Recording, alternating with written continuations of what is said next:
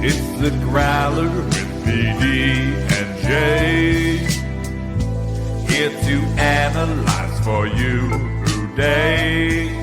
From Growler bed to Jay's got stats. We hope you enjoyed this episode of the Growler Podcast. All right. Welcome into the latest edition of PD and J on the Growler. Paul Daniel Jr., Jay Morrison here with you, and joined a third member of our crew today. Charlie Goldsmith joins in. Charlie, how we doing?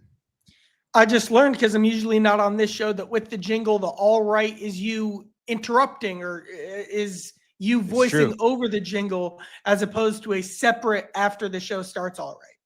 Ah, you thought that was actually put. It's not a bad idea. I should just put it in there. That way I don't have to worry about doing it every time. But I like to give a certain level of enthusiasm to the all right, depending on my mood for the day. Sometimes it's low, sometimes it's big. I never know quite how I'm going to be feeling. Today I feel okay.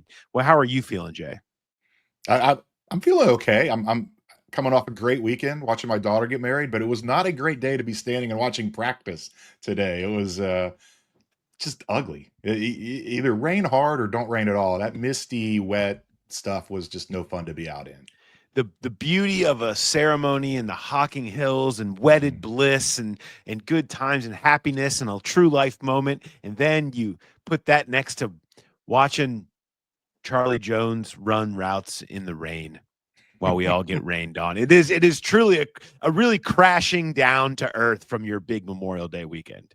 It is. I mean, even yesterday we come back and went to a pool party. Nobody got in the pool, but it was a nice way to wrap up the holiday weekend. And then you come back. I was happy to get back to work. It's like, all right, let's go. This has been a great weekend. Let's go watch some OTAs. Maybe we'll see some 11-on-11. That didn't happen. We did get to see some 7-on-7, but it was not a very inspiring practice. No. I feel like I got my money's worth today. I feel like this was a nice little OTAs. You paid $0. Of course you got your money's worth. We're going to get into some OTA takeaways today and some things that we thought. We're going to get into some of the news. We're going to spend a big chunk today talking about the offensive line. I know a lot of us went and talked to some of the offensive linemen today. Helmets arrived, and so it was a little bit next level for them to get out there and do a little bit more of some of the stuff that new offensive line coach Scott Peters has been teaching. I think we need to kind of do a little bit of a dive into what's happening there, what we expect to happen there in an area. And we spend a lot of time on defense, spend a lot of time on stars, spend a lot of time on contracts. The offensive line thing has kind of fallen a little bit to the back burner. So we're not going to let that happen anymore. Today's the day. And I know you guys love this. Bengals fans love talking about guard play. We're going to do that. So we'll have that coming your way. All of that happening very, very soon on the show. Before we get into that, I do want to remind everybody, of course, the home of all of our live shows that we are going to be doing this season. Very excited for all of those. Are going to be down at BetMGM, Nation Kitchen and Bar. Down at the banks, we'll be doing deals where you can come down, you can win money. But you need to do right now, if you haven't signed up for BetMGM yet, use the bonus code Growler, and you will get up to a $1,500 first bet offer on your first wager with BetMGM. Here's how it works. You download the BetMGM app, sign up using the bonus code Growler, deposit at least $10 and place your first wager on any game. Then you'll receive that same bet amount up to $1,500 in a bonus bet if your bet loses. And if you win, that's good. You made the money. So just make sure you use the bonus code Growler when you sign up. If you haven't signed up for BetMGM yet, use the bonus code Growler and get your $1,500 first bet offer today. All right, guys, let's talk a little bit about news. Some of the news that we have going on. Another award for Joe Burrow, who continues to get props for overcoming adversity as he did. He wins the Pro Football Writers Association Burrow. He wins the George Halas Award. Joe Burrow gets that. It's for an NFL player, coach, or staff member who overcomes the most adversity to succeed. Deserved or overhyped? I think it was deserved. Way to spice that up. Yeah, I think it was deserved because he won the NFL Comeback Player of the Year award. I don't know who else. I mean, that's just for players. I don't know off the top of my head if there was any coaches or other people eligible for that award that could have won it. I mean, if you think about it, it's probably the the least of the three Bengals that have won that award. It's probably the least, I don't want to say deserving, but mountainous climb, because Tim Crumry won it after breaking his leg and coming back. And then Mike Zimmer won it the year after his wife passed away unexpectedly in the middle of the season. So, coming back from wrist surgery doesn't quite seem as the same as those two. Hopefully this is Burrow's last comeback player of the year award. Otherwise we enter the territory of these getting named after Burrow. Yeah. Nobody's won 3. Yeah. Nor should you want to. Jamar Chase did a scrum today and talked a little bit about everything. It was all over the map. It was a decent amount of time over there. He talked about playing in the preseason, which has been a popular topic, as we have known that the Bengals are planning on being more aggressive with players playing in the preseason this year. And Jamar says, you know what, guys, you're right. I don't want to do that. He's like, I don't blame him. He said, I don't want to play in the preseason, but I get it, right? Jay, I mean, you were in that scrum. I was not in that scrum directly. What did you hear kind of from him and his take on why he doesn't necessarily want to play in the preseason, but how he views it? Yeah, he kind of deflected the question, so that's not my call. And I was like, but would you want to play? And he said flat out no. He does not want to play in the preseason. And he said one series here or there is not going to get you ready or in the mental mindset to play a game. It just doesn't. And he was like, did we play guys in the preseason my rookie year? How do we start that year? And we're going through it. We're like, oh, well, you went 3-1, and you guys, the starters played one series. He's like, what about the next year? You guys went 0-2 and nobody played. Well, what about the next year? You went 0-2 and nobody played. He's like, well, maybe we do need to play in the preseason. But it kind of sounded like he was on board for people playing in the preseason, just not him. It's not something he sounds like he's a fan of. And I agree with him there, where I don't know it's going to make that big of a difference, that it's going to get you ready mindset wise and everything else wise, just to go out there and play a couple series in a meaningless preseason game. I still think the risk far outweighs the reward. But when you had the kind of starts they've had, you need to try to do some things different. And I think you can scheme it up enough in the preseason to kind of not set yourself up for potential injuries. And a lot of, like the one that Jamar played his rookie year, just a quick little screen. He dropped it, but it was the 2 runs in a screen. Yes. he said today, he's like, that was a bad screen. He's like, thanks for bringing that up. Now I remember that play. And it sounded like he was putting the blame on Burrow for that pass. But I just don't see the need to play them in the preseason. If the players want to, then that's a different matter. But if Jamar's the guy that doesn't want to play in the preseason, it doesn't make a lot of sense to stick him out there. I'm not playing Jamar Chase in the preseason. No, I don't. I understand Burrow, because Burrow has had problematic starts, but and I want him behind the number 1 line, but I don't need to see him have a connection with Jamar Chase or be out there. Yeah. I'm fine with sitting Chase, or just telling him that, look, we're not even going to really look at you or throw the ball to you. But I do think that Burrow being out there, because he has been a big part of the problem early in the season. I mean, it's been because of injuries and stuff that he's been overcoming, but his struggles early have been a part of it. And he's been a leader of the play in the preseason charge. And I think that's more for him. So if there's anybody on the list who I'm saying now is the number 1 don't play in the preseason person, it is Jamar Chase. So maybe I'm on his side. The biggest change the Bengals, I think, are going to make to avoid their slow start problem is by saying they're going to do more to avoid their slow start problem. I think the ratio of saying to doing will not be as significant as it should be. And actually, I think that's okay, because when you look over the last few years at the guys who actually have struggled week 1, it was the guys who wouldn't have played in the preseason anyway. Remember Trent Brown and his mysterious tightness last year? He wouldn't have played in the preseason anyway. He played bad week 1. Jamar wouldn't have played in the preseason last year because he was holding out. He played bad week 1. Burrow always has some injury. I remember Lyle Collins in 2022 was terrible to start. He wouldn't have played in the preseason because he had, a back injury or something at the time. So look at, and I keep saying about the defense, if you rank 1 to 16, their best to worst games last year, week 1 and week 2 are pretty high up on that list in terms of what their best performances were. It was just a bad defense. So they need to address that they have a problem, but I think that will be the most aggressive move they make to fix the problem, which I would do the same thing. Yeah. I think the emphasis on understanding it is half the battle. The mindset of the need to, not brush it off like it's preseason. It's sort of like half preseason, half really season. It doesn't really count in the first month of the year. I think just the idea that there needs to be more urgency placed that time of year is probably more than enough just on the mindset. I'm with you on that one. Some other things from first OTA, Shemar Stewart still sitting out. So that's cool. That's still going on.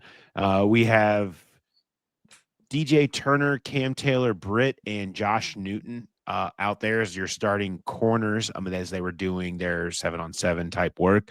Newton in the slot with Dax Hill out. That seems, right now that's probably where that's going. But again, without Dax, it's hard to know how all of those will play out. But I think probably not surprising to see those 3 out there together. No, it wasn't. I was, we were walking to the practice was supposed to be in the bubble, and we were walking to the bubble, and we see Dax Hill walking past us, going back to the stadium, and then I didn't see him at practice today, so that was a little surprising not to see him out there. But yeah, that makes sense, and it was Newton in the slot. That we're still kind of wondering if that's going to be Dax's spot or how they're going to do that, but. I know Charlie was kind of made the comment. It was odd that the offense was lined up in 12, but the defense was still in nickel. It was kind of a weird. It's like, did they talk about this before they go out there and run these plays? And but it was. I thought that it was for what it was. That the corners looked pretty good, sticking with the guys. I mean, Jamar and T, they were all out there running the routes, and it did not look like they were out of place, or it did not look like the 2024 disaster Bengals defense. And it was, again, 7-on-7. My sense with the corners, it's going to be like Lou Anarumo had like the mad scientist moment of the week. That's not what Al Golden's thing is going to be. I do think what his thing is going to be, or at least one of them, is matchup specific and cornerback alignment. So, all right, based on this team who uses this guy in the slot, maybe this is a DJ Turner week in the slot. Maybe this is a Dax Hill week in the slot, specifically on third downs. Combine that with how you do expect them to play more 4-3 on early downs. If Dax is one of your best 2 corners, well, then, of course, you have him outside on the field on neutral downs against bigger personnel, which a lot of the best teams the Bengals face do a lot. So I expect Dax to play everywhere. I expect him to be more matchup dependent on third downs. And the sense I get is right now it's kind of an experimental, let's see a bunch of guys in different spots. I bet we see Newton move around some more as well. They're all versatile. I mean, we sort of talk about how everybody kind of has some version of slot experience. It seems like that's out there. And so when you have that, you have the ability to move people around. I mean, Dax is as versatile as it comes amongst that entire group, including his ability to go play safety. So, there's a part of you that wonders if an injury were to occur, how long until they go back into the Dax Hills playing safety again plan, because of the fall off that's perceived with some of the backups that they have at safety. But when you get into the true versatility, but I do think there's a lot of guys that can do different things, which allows them to see how it all plays out. But Jalen Davis, somebody who we would never mention, had the biggest play of the day at a pick 6 of Jake Browning, like a true veteran, one of the 32 best slots in the league. According to Zach Taylor a few years ago, but he's still around. He had a nice pass breakup. 1 play, 2 plays before the pick. The pick was kind of a gimme. I think I can't remember which tight end it was, but I think he went the wrong way because Jake Browning just kind of dropped his head. He walked over to say something to the tight end after the play. So I think there was some miscommunication there because he just threw it right to Jalen, and credit to Jalen for making the play, but I don't think that was on just a great play by Jalen. I think anybody could have made that pick. Jalen Davis overrated according to Jim Morrison. Let's just go through real quick. Dax Hill, DJ Turner, Josh Newton, Jalen Davis, Nate Brooks, Braylon Lux, Dejon Anthony can all play the slot. Please, listeners, create your own slot corner power rankings at your own leisure. What Marco Wilson? You think he can play in there? He's specifically been out wide. That's a great question. That sounds like a nice little research thing to do if Marco Wilson can play out wide or in the slot. DJ Turner probably. I mean, I think you could throw him into that, like somebody who could pop inside if you wanted to. I think you can for the most part. You know what I mean? But in terms of where you expect them to be, because to me, it's if you're trying to get your best three on the field, I think it's Dax in the slot, but it depends on how they view that whole group. All right. The one thing I want to say about OTAs before we get into offensive line specific is something that stood out to me that was making me remember the conversations we were having with Zach Taylor in Palm Beach at the league meetings. And we spent a lot of time there talking about fast start and all that stuff. And that's a whole separate thing, but about players playing in the preseason and training camp and how can it change? Like what can it look at? I remember specifically asking him about what can you do different in OTAs? Like how can you make it feel like less like country club Bengals that we've sort of made the joke of over the last few years?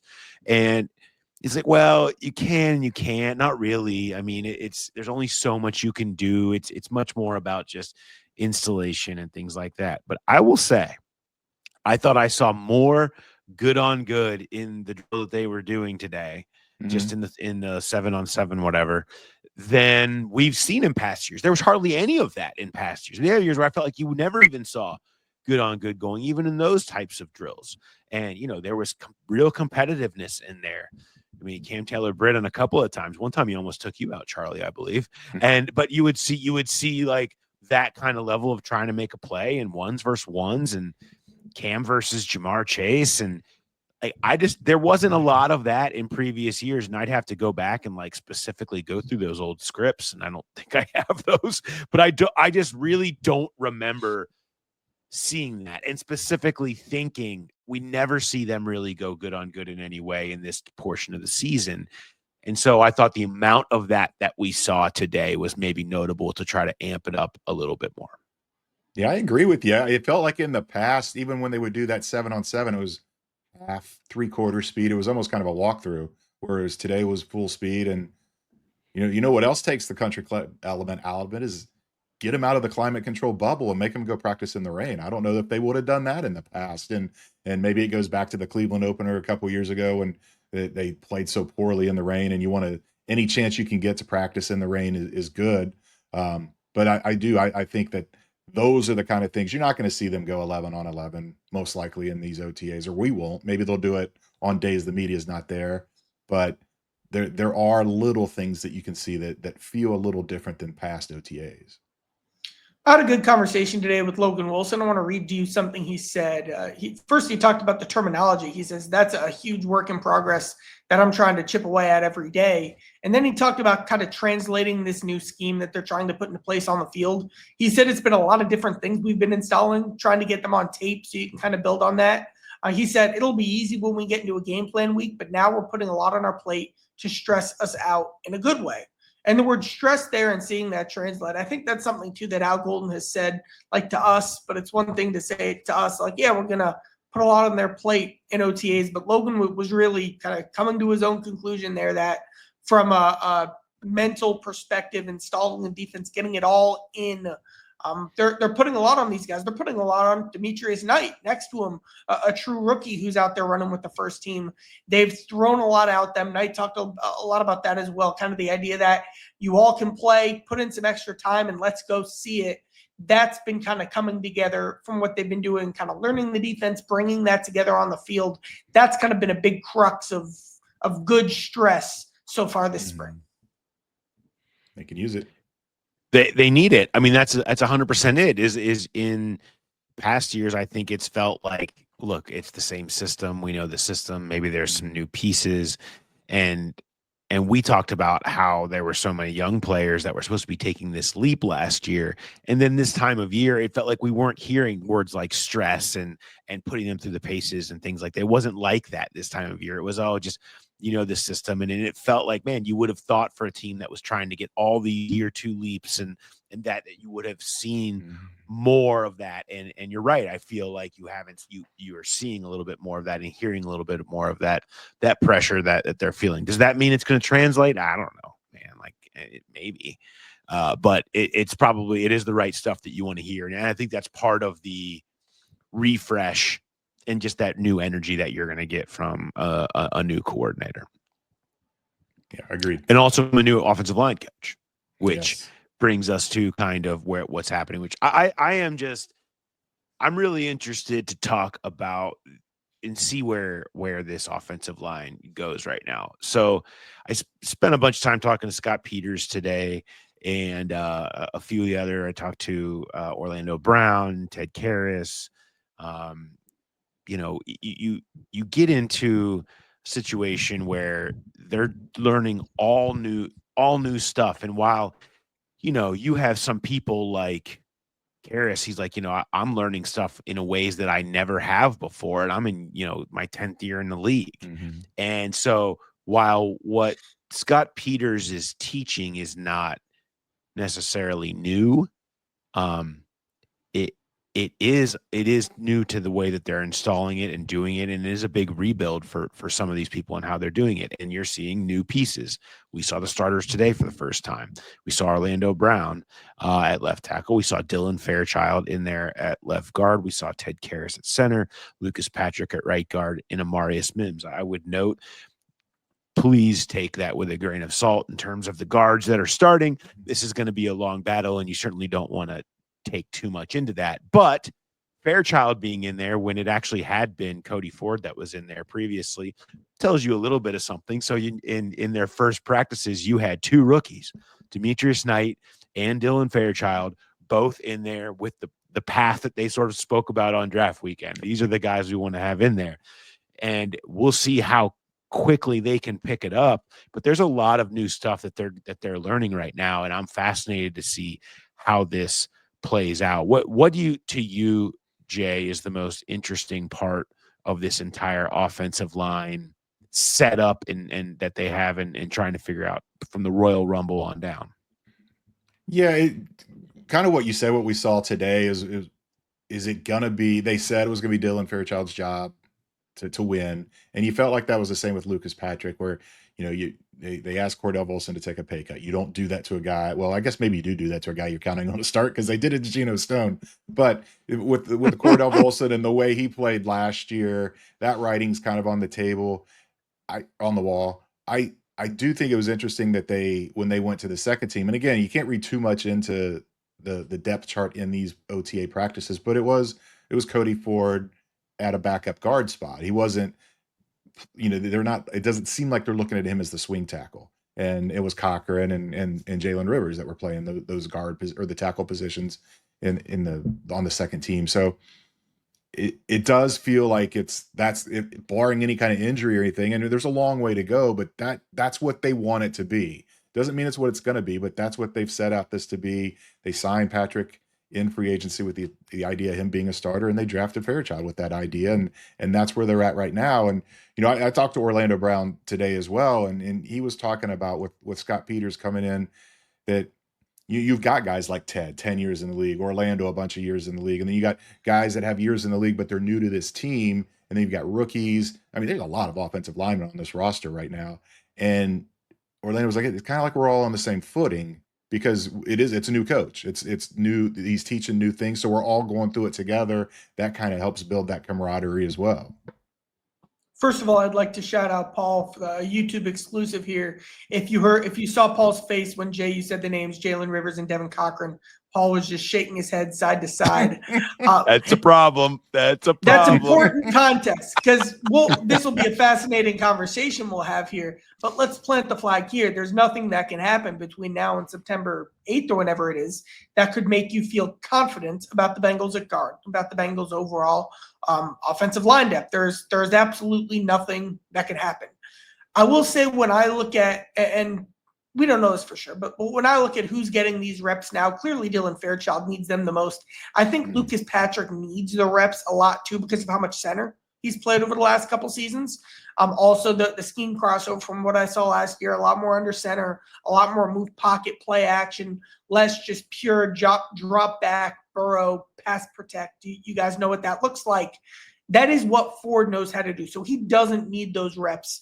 There is more projection with Patrick, even though he's been as experienced as he's been, because even Dylan Fairchild has more scheme crossover and compatibility coming from Georgia to the Bengals than Patrick had with where he's played most recently, New Orleans and Chicago. So I do think he has more to work on and more to show. I do still look at Ford as, all right, we all know what this is. He knows what he's doing. We know what he's doing. But let's get some fresh eyes. And then, like they always do, go back to Cody Ford if/when you need him. Yeah. I mean, to me, I just think let's get Cody Ford the reps at guard, but we're on an understanding here that if something were to happen to Mims or to Orlando Brown, that Cody Ford is the current option. Mm-hmm. I mean, I just think by what he did last year and what Devin Cochran is, all due respect, and whatever Jalen Rivers is going to be, he's a day 3 draft pick. It's a rookie. I mean, maybe he'll come in and wow everybody, but that would be stunning to be able to come in and play tackle for either of those guys. So that's a problem. And, it's probably the most under-discussed problem on the roster right now is I still don't understand how this feels, a little under attacked. You'd rather see one other person in there in that mix. And there are people that are still available that you could bring in. Do you think instead of a piggy bank, they have like a swing tackle bank that they're dropping pennies into over the course of this offseason? Maybe that's what the Cordell Volson money is about. They're like, it's like up. And then finally they get to afford their big dream, which is a backup swing tackle. Yeah. Is that the big dream? I don't know. I don't like that situation is concerning for me. I mean, you're one injury away. It feels like from just feeling really devastated. And it's to 2 guys that have had injury issues. And so maybe Jalen Rivers can come in and play, but that is a big ask, especially when there are some veterans out there that you could look at. And I would be interested to see if they did at some point. I want to talk a little bit about we're going to go in the weeds a touch here on the Scott Peters effect. And so we're going to talk a little bit of, you're going to hear from him talking about some of the strike technique stuff and kind of one of the bases of it and why there's a lot of hope in the way he's teaching it, what he's teaching. And then you're going to hear from Ted Karras after that, with Ted talking a little bit about not just the strike technique, but the Scott Peters energy and that refresh that they've felt and what they're really shooting for in terms of consistency here, to improve and to kind of a different take on how they're going to be a better offensive line. So here's Scott Peters followed by Ted Karras. Some of the techniques are new, and it's not like just go out there and throw your hands out there. It's how you do it, from what platform, from what foundation your body operates from, so your strikes are impactful, and you're doing it without having to compromise posture. Because guys will throw heavy hands and then they get beaten, wiped and stuff. So it's teaching them the foundation of how you throw a proper strike. Because if you throw a proper strike and you do it with good mechanics, then you just ramp up the speed and it looks like you have more pop in your hands, you have more length, you can play with better posture. So if they did wipe your hand or knock your hands down, you're not going to be staggering forward and beat. So it's like building those foundational things. It's mechanics of the body. I think the guys always, everybody's probably been taught to punch on some level, but maybe not to this level of specificity because I was a player and I was like, I'm just going to go out there and just throw my hands out there as hard as I can. And then it doesn't always work out. So it's like you're trying to be, efficient with the body. You're trying to be effective to where you're always under control because, defensive lineman gets a sack. It's a 1 sack a game gets you paid, right? Yeah. 1 sack a game for an O-lineman is going to get you cut. Yeah. And so we got to be really good. You got to bat 1,000. So we're not trying to hit home runs. We're trying to hit a lot of base hits and just get really high averages. And so how do you do that? You got to look at your posture. You got to look at your scheme, but you got to look at your posture and how you're going to build around that. So you're never compromised. You always want to be balanced. It feels like it's something that guys really like, though. I mean, it seems like there's been like an energy in the room around the new stuff. Scott, and I think fresh it's energy just been good. Huge refresh for us. Yeah. Obviously played kind of a younger guy, younger coach, and he's had created great rapport already with everyone. I think it's just been really a fun spring so far. Consistency is kind of what he was saying. He feels like it's the best way to produce consistency. And what he's teaching us too, really all we're trying to do, especially in this offense, is just increase our win percentage chances on a one-on-one block, because we're going to have more one-on-ones than anyone else in the league. Yeah. So, however, the technique that's chances, just increases that threshold of percentage chance to win. There's Ted Karras. One thing I want to sort of highlight here with Ted, and really with what Peters was saying, was, okay, we're going to talk about posture, but what I hear is, and I'm glad Charlie's here for us to do baseball analogies, to talk about base hits and talk about, you're talking about winning percentage. It's essentially your average, right? They're looking to hit for a better average. They're not looking to hit home runs and go and get pancakes and be good. They're looking to find ways to be more consistent and have a higher rate of win percentage. And that comes back to things like posture and consistency and just holding on and knowing what a win needs to look like here. It is a little different. You can tell from them is a little different feel and a little different approach, and one that they do seem to be responding well to. I'm curious to see what it looks like in action and how much we're going to hear the blame of, we struggled the first month of the season, we were still working on the new strike technique, like all that stuff. Or is it something that it does actually immediately get more base hits and less of those losses that have just been so devastating that you've seen over time?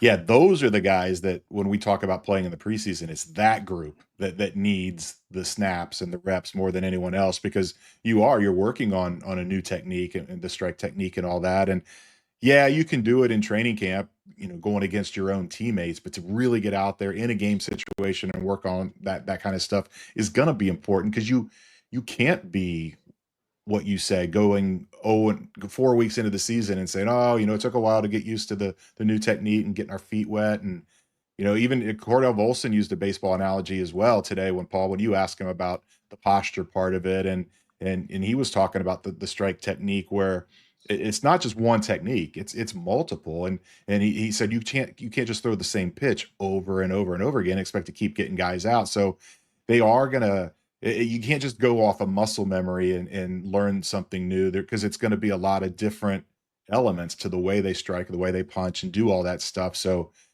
that's the group. If you're on the side of don't play anybody in any of the starters in the preseason, that's where I would disagree there. I think it would have great value for these offensive linemen under Scott Peters for the first time to get in there and get some real game reps, and not just one series, a couple series in the preseason, each game, maybe not the third game, but for sure the first 2 games will really help that group a lot. We won't know. We don't know if this is going to work, if this Bengals offensive line is going to be any good. But what it's counting on now is catching up to speed. It's developments. It's things that the Bengals haven't been good enough at over the last couple seasons. The most interesting thing I've learned about Peters so far has been, like, multiple players have told me he has a different approach coaching every guy. It's not cookie cutter. Like, yes, there's the strike system, but everyone's not going to be doing the same strike. It's very player and player strength dependence.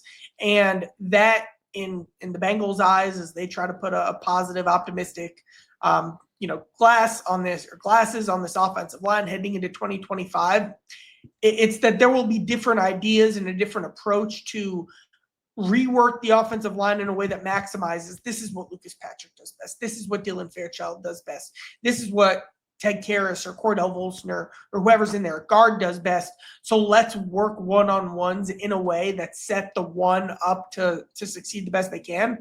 Like, literally, it's finding the right swing and having different swings for guys as opposed to an overall more general fluid offensive approach. So that's the quality that stressed me the most about Peters, the way he coaches people up differently based on their strengths and skill sets. We'll see if it works, but that's the plan, that's the vision, and now comes putting it into place. Jay, you were talking about that question that I asked to Cordell, and the posture conversation. which is funny. Like I haven't really thought that much about posture before. And now I'm sitting here like, okay, I know I can't play offensive line, but like what is good offensive line posture? But I think it's really good for them to think about it. And you saw Cordell like light up when he started talking about it. I mean, it was really something that he really feels like is going to make a difference. And the thing that you kind of heard Peters talk about, but as he was trying to explain to me, I felt like when I was talking to him, when we're really close to having a Dylan Fairchild moment where we were going to lock arms and we were going to like, it was going to be, we're going to have a moment and he's going to be like, oh, you're bigger than I thought. And I was like, look, let's not go there, Scott. I know you have relationships all across this room, but I was like, it was great because what he was pointing out was like, well, look, when you have good posture, you put your hands out there and you can get them in the right spot. You're not always going to get it. Sometimes guys are afraid to put them out there because they feel like they're going to get swiped. And he's like, it's like a boxer going into the ring and say, well, I'm not going to throw a punch because I'm afraid I'm going to get knocked out. Well, at some point you got to throw hands. At some point you got to go out there and do it. And your posture and your balance when you do it is going to be what's going to keep you from losing. It's what's going to keep you hitting singles, and even if you do get swiped and those types of things happen. And I feel like that feels refreshing to somebody. Where how many times have we seen Cordell Volson get swiped and do the fall forward thing and the dude runs by him, right? Like it's been a problem. And so I think if someone's coming in saying, I can teach you to not do that anymore and we can get back into some of your strengths, I bet that does make you perk up.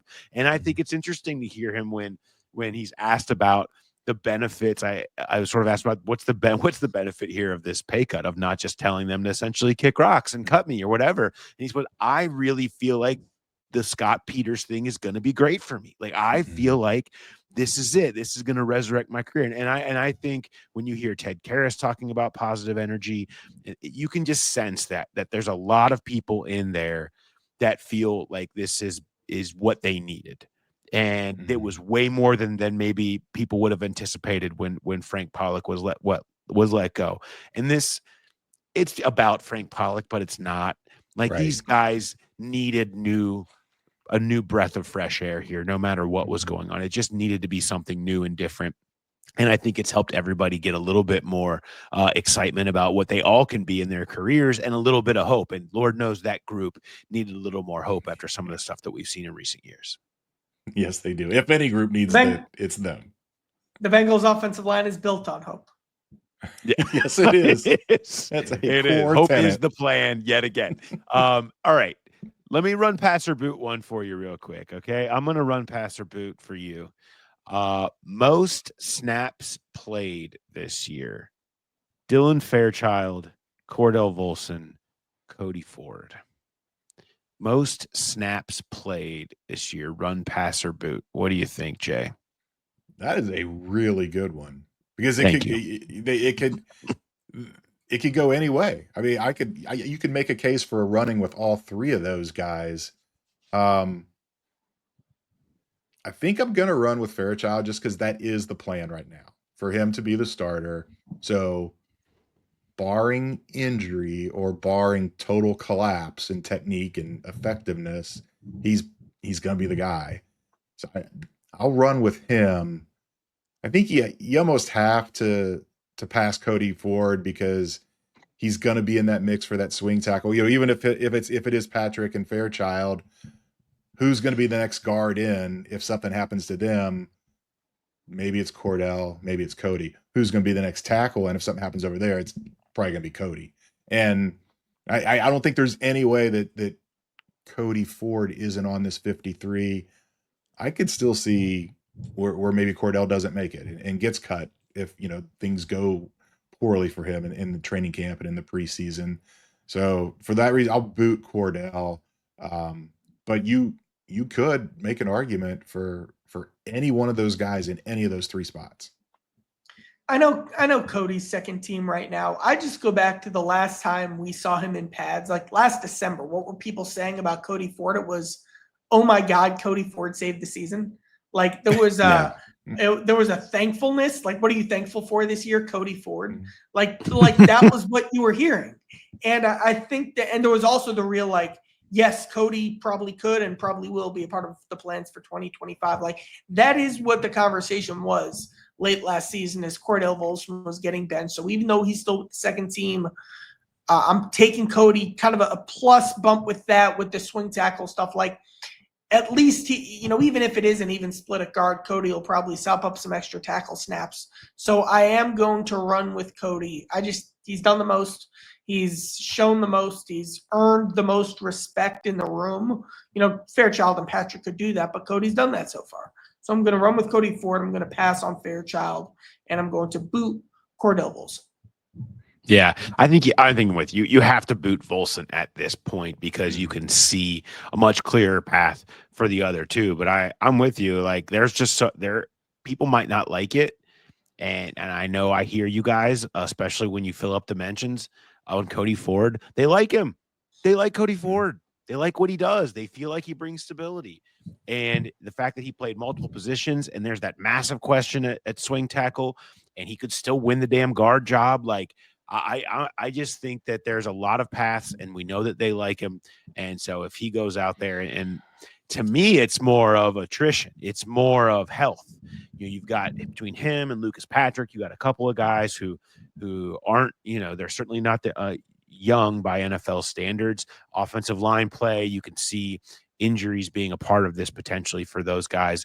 And so you need them to stay healthy. But one of those guys goes down and all of this sort of changes. But I just don't see, when we talk about Fairchild and Ford and Volson and whoever else you want to throw in there in this mix, and Patrick, you're talking about, to me, just the same tier of player.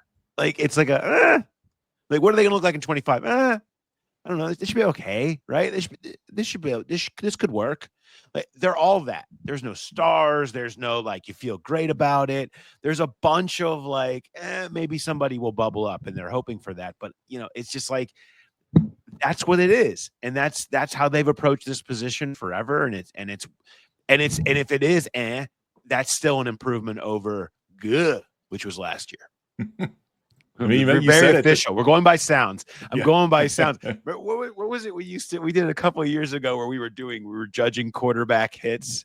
And I can't remember what they were, but we had the categories were very much eesh. Yeah, like yikes and like god damn. I think they were goddams was what they were. It was like how many of those were, because there was a lot of debate over what was considered a quarterback hit. And so when we went through the season and there was a lot of goddams, they need less of those. You talked about that they do like Cody Ford. The question, are they the only ones? Because it's just amazing that everybody needs offensive line help. And how do they keep just bringing him back on these 1 year cheap contracts? Is nobody else even making a run at him? But I do agree. I think he is, for what they are paying him and what he's shown here, that is what's he get, 2.5 this year? That's a bargain with the flexibility to play guard and tackle and get in a pinch. And going back to the run, pass, or boot with the snaps, I know we're probably talking maybe a dozen or 2 dozen over the course of a season. But if they go jumbo set, he's probably the 5th one in there too on those. That's a fun one. Yeah. He is 2 years 6. And obviously, so I mean, it's a little now, but it is 2.5 this year on the cap. So there's whatever. That's a lot for a Bengals guard. It is, and it is something they can easily get out of after this year. There's minimal, only $500,000. That's what I was thinking in 26. But I mean, that's more than just if someone else was interested, they would have outbid him by a little bit. All right. That was some good line talk. Look at us go.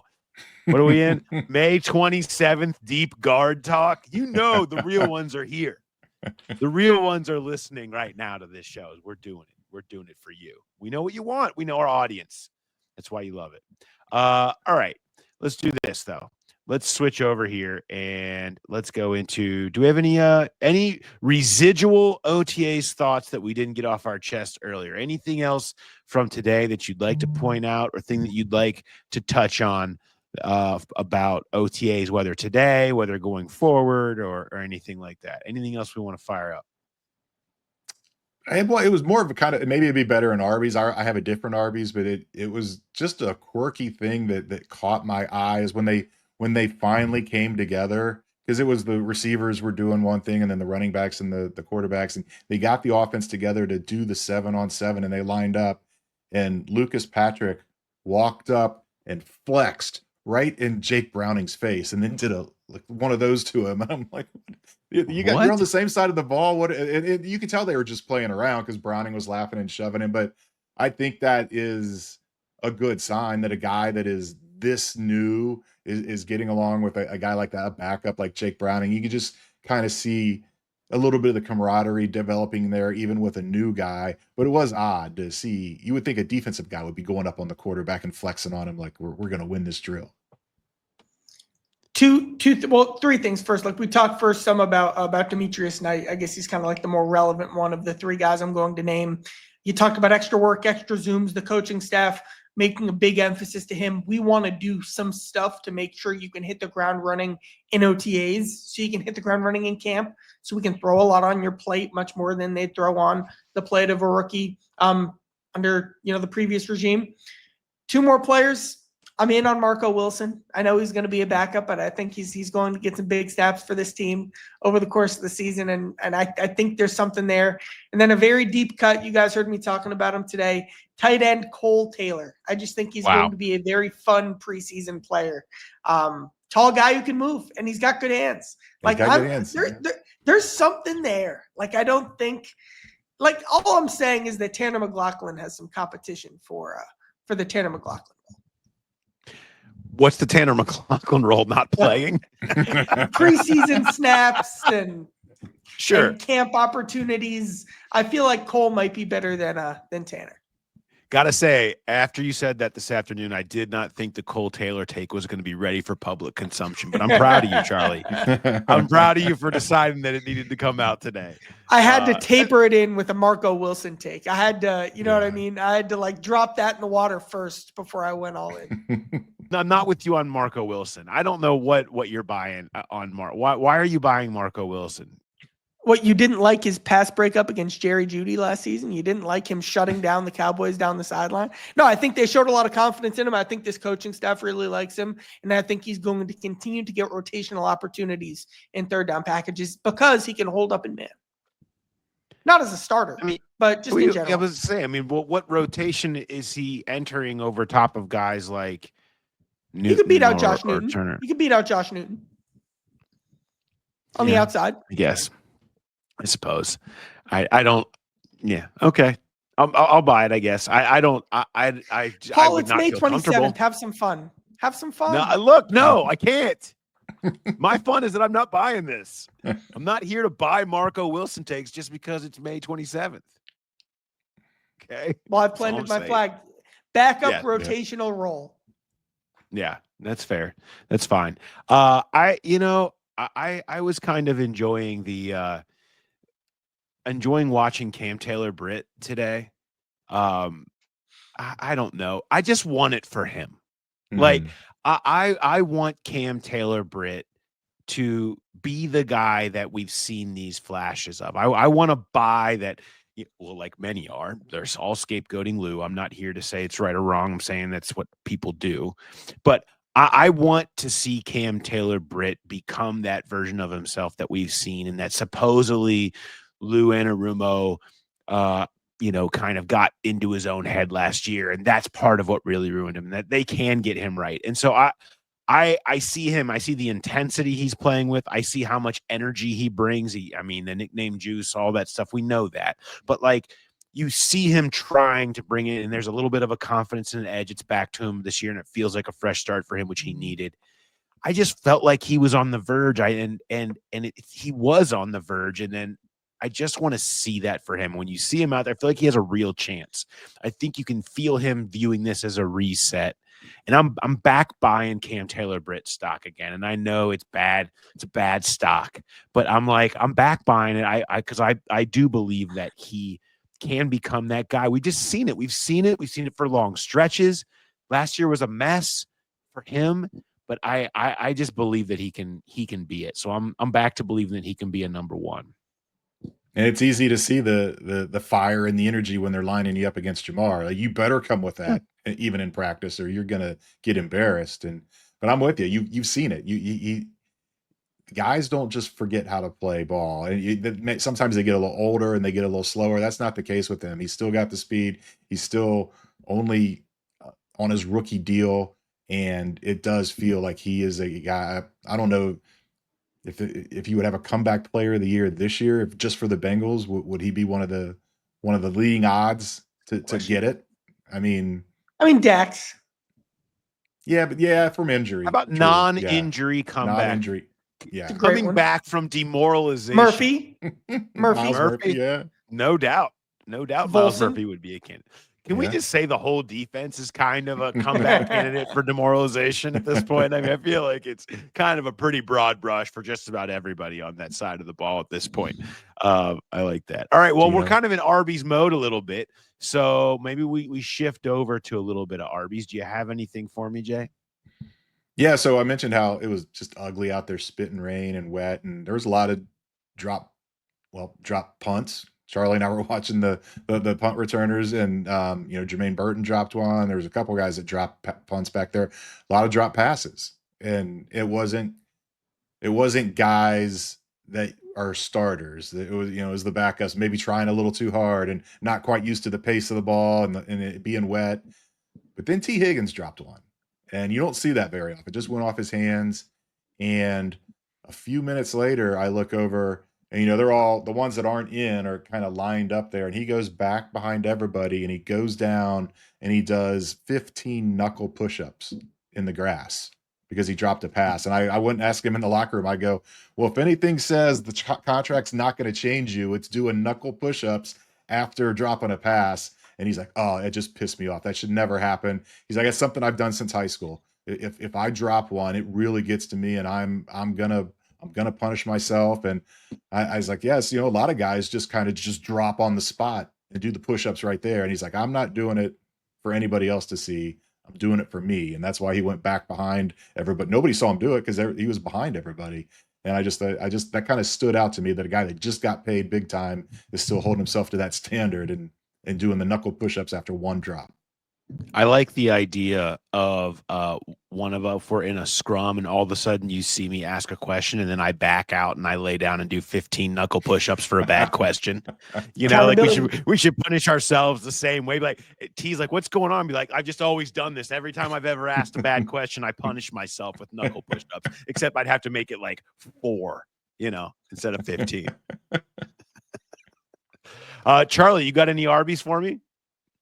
Yeah, I told this story to you guys earlier today, and I'll share it here now. So as a Northwestern guy, I'm fired up about Christian Sarkisian. Finally, the new athletic director kind of embracing the NIL era, perfect scouting and analytics and cap management perspective that Northwestern needs. He'll actually run football and basketball, which to me is fascinating. Brings me to a personal Christian Sarkisian story, which, Christian, we all enjoyed getting to know him. And he asked me one day during camp when all of the Pat Fitzgerald saga stuff was going down, hey Charlie, what do you think of Pat Fitzgerald? And I play some politics here because you never know who you're talking to. I say, oh yeah, he was good to cover, very interesting. Didn't know him too well. Now, the truth is, I really was not a fan of Pat Fitzgerald, and he did really not have a warm relationship with student reporters in particular, even just average student reporters who hadn't even written anything negative or covered the team for very long, or just all student reporters he wasn't a big fan of, or most student reporters. But I don't say that to Christian. And I'm lucky I did because it turned out Christian and the Fitzgerald family go way back and they're unbelievable family friends. And if I'd gone into my 5-minute conversation about how Fitzgerald really wasn't that nice of a guy to me, that wouldn't have been a smart move. So that was a close call, a sigh of relief. And again, very excited about Christian Sarkisian at Northwestern. That would have been 100 knuckle push-ups if you just lit into Pat Fitzgerald and then found out that, he's really tight with Christian. Yeah, congrats to Christian and congrats to Charlie for surviving that incident. Very deftly played. Way to feel it out. I have one from today that it was funny in its own right in a small way, but it reminded me of a story from about, God, it must have been 10, 12 years ago. But today we're all standing on the sideline, and all of a sudden the receivers do start running routes that are kind of like full acceleration to catch the ball and do some toe drags at the sideline. And we saw a couple incidents where a couple of TV people almost got bonked. A couple balls came over our way. Like it was getting frustrating. So people were moving out of the way, whatever. But they're aggressive routes to the sideline, and where the way the field is shaped, it's set up differently than it normally is. Like during camp, if you've ever been down there, where the sideline is actually right near the track, and then you have a line of big tall bushes that goes down into a fence. Well, at one point, somebody ran around. I think it was Isaiah Williams. I'm not even sure who it was. I think it was Isaiah Williams who was running, caught it, and was just full steam, could not stop himself, and he just disappeared into the trees, just gone, poof. And I was like, a professional organization, you just don't want to think that they'll just run routes where guys just disappear into the trees where there's a fence, there's a hill, there's a cliff. It seemed like there's a lot of places. Can we run this to the other side? There had to have been a different answer here, but no, he did pop back out. Good for him. Came back out of the trees, but I couldn't help from going back, and I'm sorry, I'm going to take Bengals fans to this dark place. Jay, I'm sure you probably remember this. Charlie, I don't know if the rocks. Did you know the AJ Green Rocks story, Charlie? No. So this happened. This was the year escapes me exactly. I want to say 13. It was Hard Knocks. Yeah, it was on Hard Knocks. The Hard Knocks Rocks, yes. So where AJ Green is running a go ball down the sideline by the third field, the field that is underneath the bridge, if you've ever been down there. Field, and they throw him deep, and he goes full speed trying to catch it, but they threw him into the giant rock pile that exists just beyond the end zone back there. He goes in, like essentially like hyperextends his knee or something like that, damn near goes down. He comes out limping, and it's just, I cannot believe they're throwing AJ Green into the rocks, and he just hurt himself.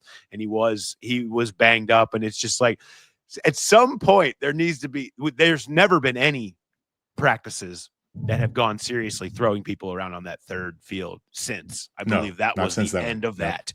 There's no more. Now it's just specialists and hurt dudes are who go out on that field over there now. That's about it when it in terms of anything that would go towards the end zone. But today I was like, maybe we need to add this reformed field to this.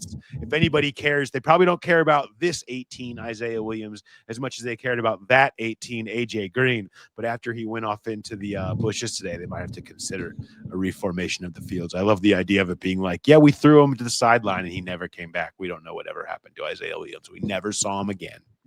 And it wasn't like they were throwing to both sidelines. That was the only sideline they were throwing at. So just flip it. Instead of going left to right, go right to left so you can throw it, number one, away from the media, all the tripods, all the cameras, but away from the bushes. Because you're right, Isaiah did reemerge, but it was a little longer than I thought it was going to be. I thought he was going to pop right back out, and it was like, is he coming back? And then he comes running out. But it was, like you said, it was one of those toe tap deals where you're just so focused on, you're going full speed, you're just so focused on getting the 2 feet down, you don't have time to kind of throttle down. So once you get the tap, then it's just, there's no way to stop yourself. And it was like Homer Simpson in reverse, like going in face first instead of going in backing into the bushes.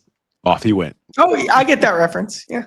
Yeah, there you go. We made one. We got you. Good to do some deep offensive line talk. Yeah. On a Tuesday in the middle of May, just type of thing that just warms your soul. Makes you feel great. We hope everybody enjoyed it.